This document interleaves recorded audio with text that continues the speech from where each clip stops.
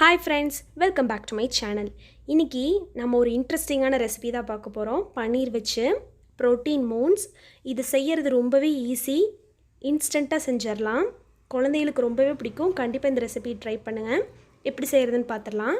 Mixing பவுல்ல 1 cup கோதுமை மாவு, 1/4 டேபிள்ஸ்பூன் உப்பு. எந்த கப்ல மாவு எடுத்தோமோ அதே கப்ல 1/2 கப்ல இருந்து 2 டேபிள்ஸ்பூன் தண்ணி கம்மியா எடுத்துர்க்கேன். அதை கொஞ்சம் கொஞ்சமா சேர்த்து பிசைஞ்சுக்கலாம்.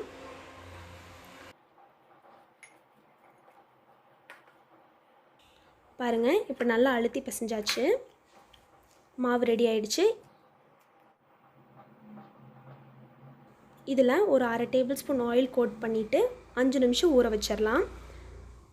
அதுக்குள்ளே நம்ம தேவையான ஸ்டஃபிங் ரெடி பண்ணிக்கலாம். கடாயில் 3 டேபிள்ஸ்பூன் ஆயில், 1/4 டேபிள்ஸ்பூன் ஜீரகம், ஒரு சின்ன பீஸ் இஞ்சியை கட் பண்ணி வச்சுருக்கேன், அதை சேர்த்துட்டு ஒரு பச்சை மிளகாய் அதையும் கட் பண்ணி சேர்த்துருக்கேன், 2 பல்லு பூண்டு அதையும் கட் பண்ணி வச்சுருக்கேன், அதையும் சேர்த்துக்கலாம்.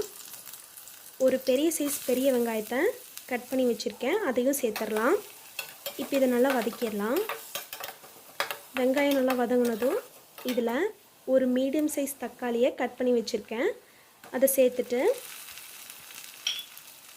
ஃப்ளேம் வந்து கொஞ்சம் லோ டு மீடியம் ஃப்ளேம்லேயே வச்சுக்கோங்க. இதுக்கு தேவையான மசாலாஸ் இப்போ ஆட் பண்ணிடலாம். 1/2 tablespoon வரமிளகாத்தூள், 1/4 tablespoon garam masala, 1/4 tablespoon உப்பு தேவையான அளவுக்கு சேர்த்துக்கோங்க. இது நல்லா கலந்து விட்டுட்டு வெங்காயம் தக்காளி நல்லா வதங்குற வரைக்கும் வேக வச்சிடலாம்.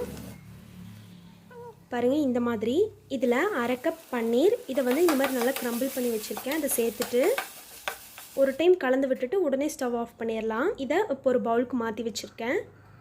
பாருங்கள், நம்ம பிசைஞ்சு வச்சோம்ல இந்த மாவு எவ்வளோ சாஃப்டாக இருக்குன்னு. இது சின்ன சின்ன உருண்டைகளாக பிடிச்சு எடுத்துக்கலாம்.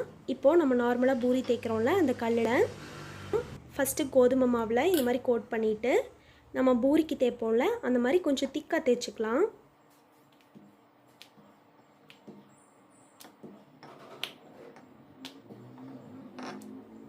இப்போ தேய்ச்சாச்சு. இதை ஷேப் பண்ணுறதுக்கு நான் இன்றைக்கி டம்ளர் யூஸ் பண்ணியிருக்கேன். உங்கள்கிட்ட ரவுண்ட் ஷேப்டு குக்கி கட்டர்ஸ் ஏதாவது இருந்துச்சுன்னா அது யூஸ் பண்ணிக்கோங்க. பாருங்கள், இப்போ ஷேப் பண்ணியாச்சு. மீதி இருக்கிற மாவை நம்ம மீதி இருக்கிற உருண்டைகள் கூட சேர்த்துக்கலாம். பாருங்கள், நல்ல சர்க்கிளாக சூப்பராக இருக்குது. இந்த திக்னஸில் இருக்கணும். இதே மாதிரி எல்லா பால்ஸையும் ரோல் பண்ணி ஷேப் பண்ணி வச்சுக்கலாம். இப்போ நான் எல்லாம் ஷேப் பண்ணிட்டேன். இதை வந்து ஸ்டஃப் பண்ணிடலாம். ஃபஸ்ட்டு ஒரு சர்க்கிள் எடுத்துகிட்டு இந்த மாதிரி கொஞ்சம் நம்ம பன்னீர் செஞ்சு வச்சோம்ல அந்த ஸ்டஃபிங் நடுவில் இந்த மாதிரி வச்சு 2ஆக மடிச்சுட்டு அந்த எட்ஜஸை கையிலேயே நல்லா அமுத்தி விட்டுக்கலாம். பாருங்கள், இது நல்லா 3 ஷேப்பில் இருக்குது. இதே மாதிரி எல்லாத்தையும் ரெடி பண்ணிக்கலாம். நம்ம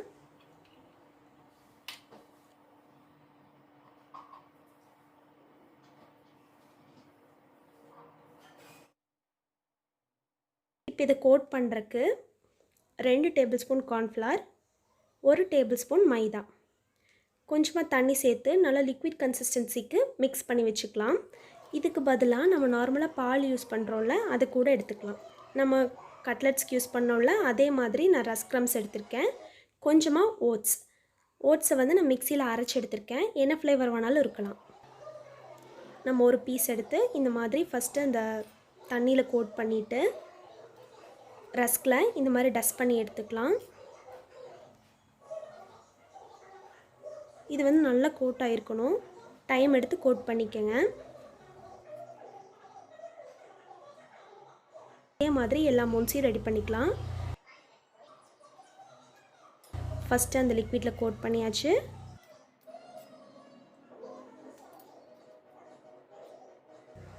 அடுத்தது கொஞ்சம் ரஸ்கில் கோட் பண்ணிவிட்டு இன்னும் நல்லா கிறிஸ்பியாக இருக்கிறதுக்காக நான் ஓட்ஸ்லேயும் கோட் பண்ணிட்டேன். வெறும் ஓட்ஸில் கூட நீங்கள் கோட் பண்ணிக்கலாம். நான் சிலது அப்படி கூட பண்ணியிருக்கேன்.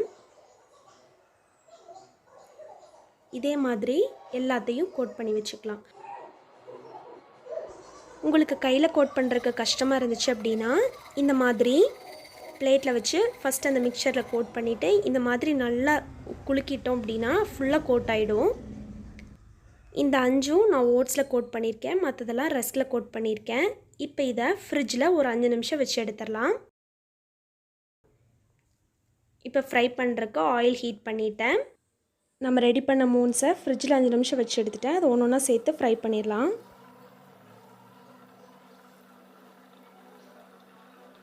ஒரு பக்கம் லைட் ப்ரௌன் கலரில் ஆனதும் திருப்பி போட்டுருங்க.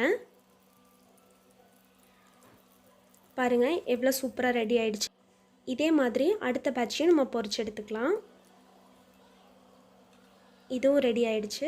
அவ்வளோதான், சூப்பரான ப்ரோட்டீன் மூன்ஸ் ரெடி. கண்டிப்பாக நீங்கள் இந்த ரெசிபியை வீட்டில் ட்ரை பண்ணி பாருங்கள். ட்ரை பண்ணி பார்த்துட்டு உங்களோட கமெண்ட் செக்ஷனில் சொல்லுங்கள். உங்களுக்கு இந்த வீடியோ பிடிச்சிருக்குன்னு நினைக்கிறேன். பிடிச்சிருந்தா இந்த வீடியோக்கு ஒரு தம்ஸ் அப் பண்ணுங்கள். உங்கள் ஃப்ரெண்ட்ஸ் கூட ஷேர் பண்ணுங்கள். நீங்கள் எங்களோட வீடியோஸை புதுசாக பார்க்குறீங்கன்னா எங்கள் சேனலுக்கு சப்ஸ்கிரைப் பண்ணுங்கள். கூடவே இருக்கிற பெல் ஐக்கோனை கிளிக் பண்ணுங்கள். தேங்க்யூ ஃபார் வாட்சிங். இன்னொரு நல்ல இன்ட்ரெஸ்டிங்கான வீடியோவில் உங்கள் எல்லாத்தையும் மீட் பண்ணுறேன். பாய்.